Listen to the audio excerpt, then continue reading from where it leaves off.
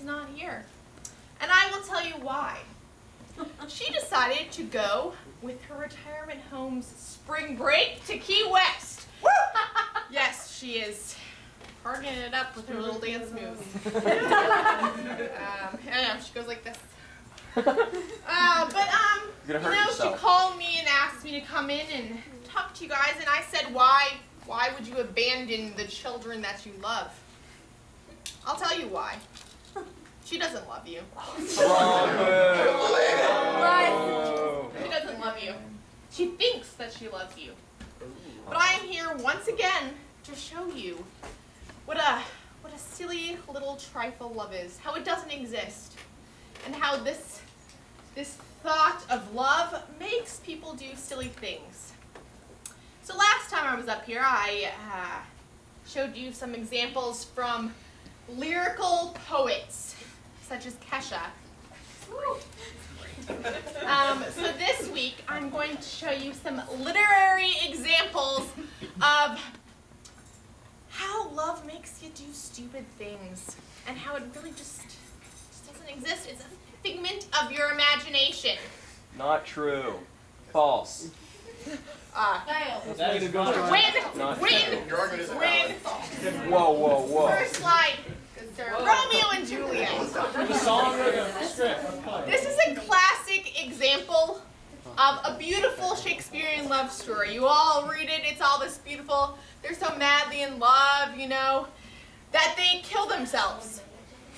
That makes no sense. Again, Do you have you're a wrong. question? Yes, I have a statement. Yes. What about the famous song Romeo and Juliet? By, what is it, Taylor Swift, everybody, right? Yes. Now, while that's a sweet song for kids who like falling in love. Live in their falling in love. imaginations. Let's get up for falling in love.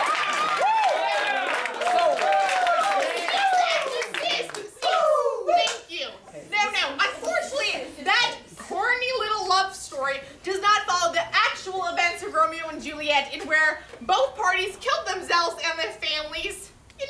That stinks. And not even just them. Everybody around them just kind of ended up dying. Whoops. My bad. It's because we loved each other. That's a fact. Romeo and Juliet shows love makes you do stupid things like kill yourself. Second examples of Mice and Men. This is not a classic love story, but it is about this brotherly love.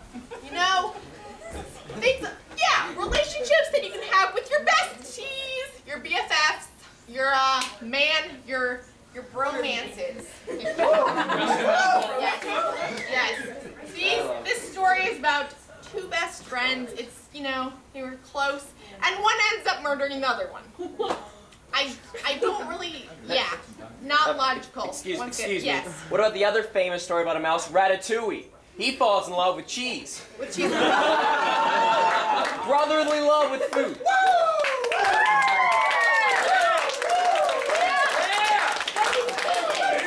About that. While that is a noble example, or attempt at an example, cheese cannot have any emotion, and therefore the love is one-sided.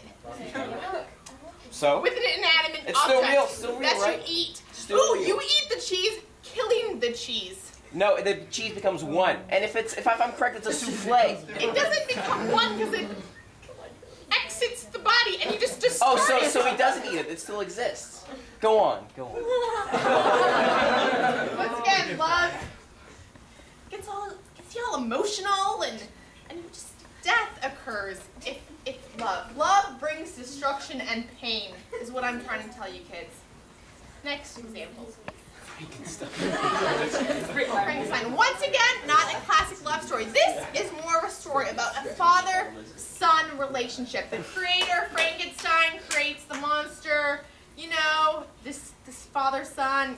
A father is supposed to teach a child, but no, the father in this story abandons the kid that he is supposed to love, that he has put so much time and effort into creating, and he just abandons them, and they run all over the world, and it's just crazy. Yes, what? Are you going to have a reason? Yeah, I have a reason. I have a reason for this as well. Everyone knows about the Bride of Frankenstein, where Frankenstein's monster gets married and in love forever and ever. Yeah! Right?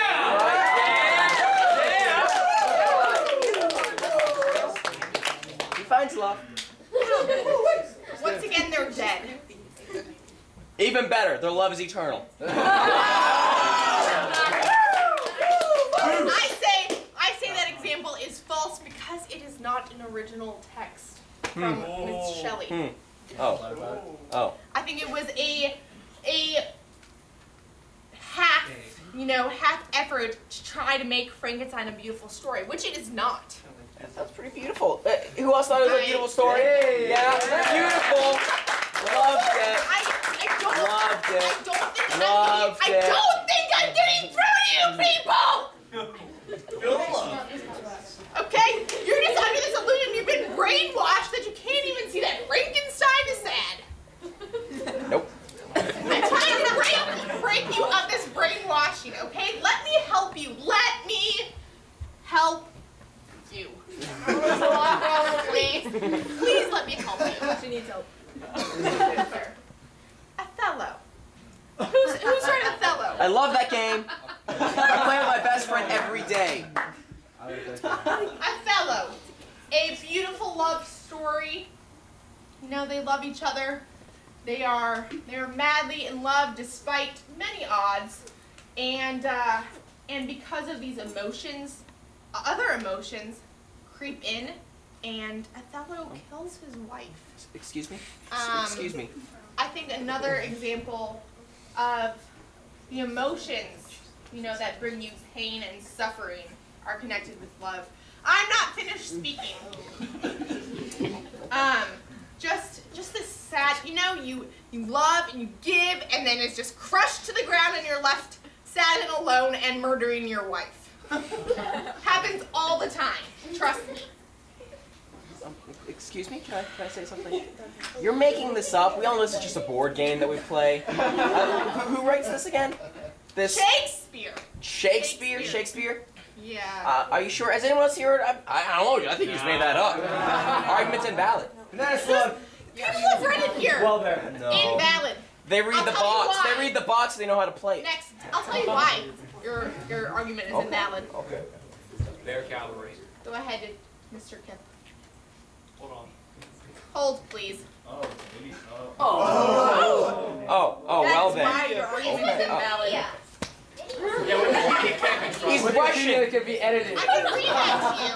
Did you want me to read that to you? No, I'm good. Are you sure? I'm pretty good at reading. A series of unfortunate events. Now, this is one of the most beautiful tragedies of our time. These kids' parents are murdered. They go to the next house. Their guardian's murdered. They go to the next house. Their guardian disappears. It's a story over and over of these kids giving their hearts and people dying or leaving them. Don't love kids. Don't trust in love. Because your heart will go like this. And you'll end up murdering your wife. All the time. Really. Happened last week to my friend Denise. All the time. She murdered her wife. She had a wife.